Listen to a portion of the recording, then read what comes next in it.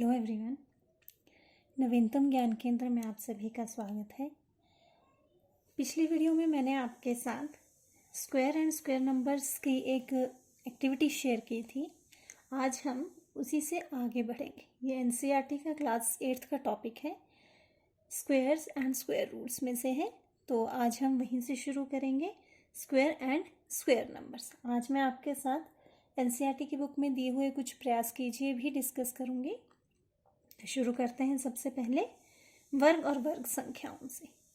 सबसे पहले जब वर्ग के बारे में हम बात करते हैं तो हमारे माइंड में एक ऐसी फिगर आती है जिसकी सभी साइड्स इक्वल हों, साथ में सभी एंगल्स भी 90 डिग्री के हों।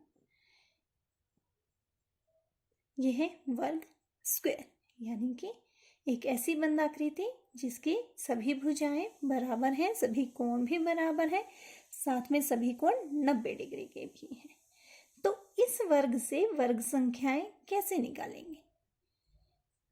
सबसे पहले हमने एक छोटा वर्ग लिया जो कि 1 सेंटीमीटर बाय 1 सेंटीमीटर का है। फिर हमने उसका क्षेत्रफल ज्ञात करने की कोशिश की। क्लास 8th का टॉपिक है। क्लास 6th में हम ऑलरेडी बच्चों को ये बता चुके हैं कि वर्ग का क्षेत्रफल भुजा गुणा भुजा होता है। तो वहीं से आगे बढ़ते हुए हम इस वर्ग का क्षेत्रफल यदि निकालें तो ये आ जाएगा 1 सेंटीमीटर गुणा 1 सेंटीमीटर बराबर है 1 सेंटीमीटर का वर्ग। नीचे हमने 2 सेंटीमीटर का एक वर्ग लिया है और वर्ग का क्षेत्रफल निकालने के लिए एक फॉर्मूला आपके पास, भुजा गुणा भुजा। तो 2 गुणा 2 आ गया 4 सेंटीमीटर स्क्वायर। साथ ही अगर हम काउंटिंग से इसका क्षेत्रफल निकालना चाहें तो हमने इसे 1-1 सेंटीमीटर के स्क्वायर्स में स्प्लिट किया है। जब हमने 2 सेंटीमीटर के स्क्वायर को 1-1 सेंटीमीटर के स्क्वायर में स्प्लिट किया, हमारे पास टोटल कितने स्क्वायर्स बन गए? 4। तो इसका टोटल क्षेत्रफल कितना हो गया? 4 सेंटीमीटर स्क्वायर, यानी कि 4 इकाई वर्ग के बराबर। तीसरे का भी अगर हम इसी तरह लें तो यहाँ हमने तीसरा लिया है 3 सेंटीमीटर का एक स्क्वायर, उसे भी हमने 1-1 सेंटीमीटर के स्क्वायर में स्प्लिट किया और स्क्वायर्स को काउंट करने की कोशिश की। 2, 3, 4, 5, 6, 7, 8, 9। तो यहाँ हमारे पास टोटल कितना एरिया आ गया इसका? 9 centimetre square. Means 3 by 3 centimetre square में 9 इकाई वर्गों के बराबर की जगह घेरी, तो इसका एरिया आया 9 सेंटीमीटर स्क्वायर। फॉर्मूले से निकाल लो तो भुजा गुणा भुजा 3 गुणा 3, फिर से आ गया आपके पास बराबर है 9 सेंटीमीटर स्क्वायर। ये क्षेत्रफल की संख्याएं, जितना एरिया एक वर्ग ने घेर के रखा है, वही संख्याएं वर्ग संख्याएं कहलाती हैं। साधारण शब्दों में अगर हमें वर्ग संख्याएं ज्ञात करनी है तो हम उसी संख्या को उसी संख्या से गुणा करके वर्ग संख्याएं ज्ञात कर लेते हैं। वर्ग संख्याएं जनरली मैथमेटिक्स में जब नोटेशन में हम लिखेंगे तो हम सुपरस्क्रिप्ट में 2 लिखते हैं। इसे हम वर्ग पढ़ते हैं। 1 का वर्ग, 2 गुणा 2, 2 का वर्ग 4, 3 गुणा 3, 3 का वर्ग 9। हर बार वर्ग ड्रॉ करके उन्हें इकाई वर्गों में करके उसका क्षेत्रफल निकाल के वर्ग संख्याएं निकालना जरूरी नहीं, क्योंकि बड़ी संख्याओं में बड़े वर्ग ड्रॉ करना पॉसिबल नहीं। ये सिर्फ कंसेप्ट को क्लियर करने के लिए है कि वर्ग संख्याएं आई कहाँ से। अब इसी तरह बड़ी संख्याओं के अगर आपको निकालने तो आप सीधे उसी संख्या को उसी संख्या से गुणा कीजिए और आपके पास वर्ग निकलते जाएंगे। ये संख्याएं 1, 4, 9, 16 ये है वर्ग संख्याएं। इन्हें हम पूर्ण वर्ग भी कहते हैं। हिंदी में हम इन्हें पूर्ण वर्ग कहेंगे और इंग्लिश में हम इन्हें परफेक्ट स्क्वायर्स कहेंगे। ये आपकी बुक्स में दिया है। ये नोटेशंस आपको क्लियर होनी चाहिए। जब भी कोई क्वेश्चन आपको आगे आएगा, जब तक नोटेशन क्लियर नहीं होगी आप नहीं कर पाएंगे। पूर्ण वर्ग 1, 4, 9, 16 वर्ग संख्याएं, इंग्लिश में हम इन्हें परफेक्ट स्क्वायर्स कहेंगे। इसी तरह जब भी आपको वर्ग निकालना है किसी भी संख्या का, तो आप उसी संख्या को उसी संख्या से गुणा करेंगे। तो ये बात थी वर्ग संख्याओं की। यहाँ पर मैंने 1 से 20 तक आपको वर्ग संख्याएं निकाल कर एक चार्ट बनाया है, जो कि आपकी बुक में भी ऑलरेडी दिया हुआ है। इसी चार्ट पर बेस्ड कुछ प्रयास कीजिए, आपकी बुक में दिए हैं, वो मैं आपसे डिस्कस करूंगी। यहाँ मैंने पूरा चार्ट ड्रॉ करके रखा है, 1 से 10, 11 से 20। यहाँ तक कि वर्ग संख्याएं आपको लर्न भी होनी चाहिए। क्यों? जब हम स्क्वायर रूट या आगे हम क्वेश्चंस करेंगे तो आप तभी क्लियर हो पाएंगे अगर आपको लर्न होगा, फटाफट से कर लेंगे।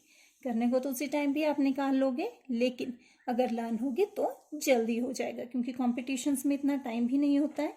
एक क्वेश्चन के लिए हार्डली 30 सेकेंड्स ही आपको मिलते हैं, तो पहले से तैयारी होगी तो इजीली हो जाएगा। अब क्लास 8th में जो हम टॉपिक ले रहे हैं, वहां पर वर्ग संख्याओं की प्रॉपर्टीज है, गुणधर्म है। सबसे पहले प्रयास कीजिए है, जिसमें पहले प्रयास कीजिए में 6.1 का प्रयास कीजिए आपके पास है। प्रयास कीजिए में पूछा है कि 30 और 40 के बीच में कौन सी वर्ग संख्या है। तो हम इसी चार्ट के बेसिस पर वहां बता देंगे कि 30 और 40 लर्न होंगे तो इजीली फटाफट आ जाएगा। अदरवाइज फिलहाल आप इस चार्ट को देख के बता सकते हैं कि 30 और 40 के बीच में, यानी 30 और 40 के बीच में कौन सा परफेक्ट स्क्वायर है, कौन सी वर्ग संख्याएं हैं। तो यहाँ पर जो वर्ग संख्या 30 और 40 के बीच में है वो है 36। यह है आपका पहला प्रयास कीजिए 6.1 के अंदर। इसी तरह उसमें 50 और 60 के बीच में भी पूछा है। आप अपने मर्जी से 2-3 क्वेश्चन और फ्रेम करके उनको सॉल्व भी कर सकते हैं। फिर बारी है 6.2 के प्रयास कीजिए। उसमें आपसे क्या पूछा है? उसमें आपको बहुत सी लंबी लंबी संख्याएं दी हैं, और उन संख्याओं को मैं आपको कहा है कि एक इकाई किस में आता है। जो इकाई के स्थान पर अगर किसी संख्या का वर्ग निकालो तो एक कहाँ आएगा।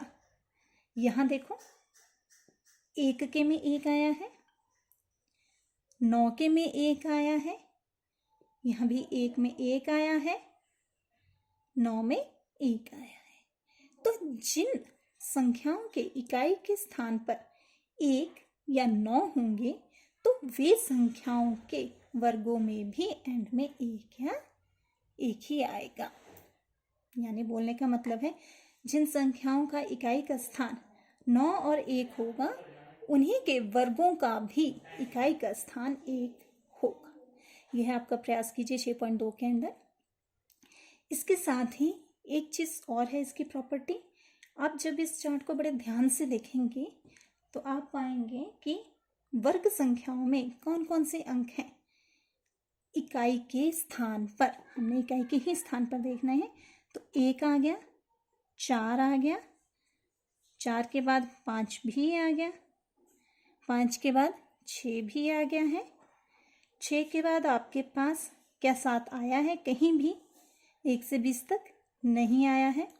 8 आया है? नहीं है।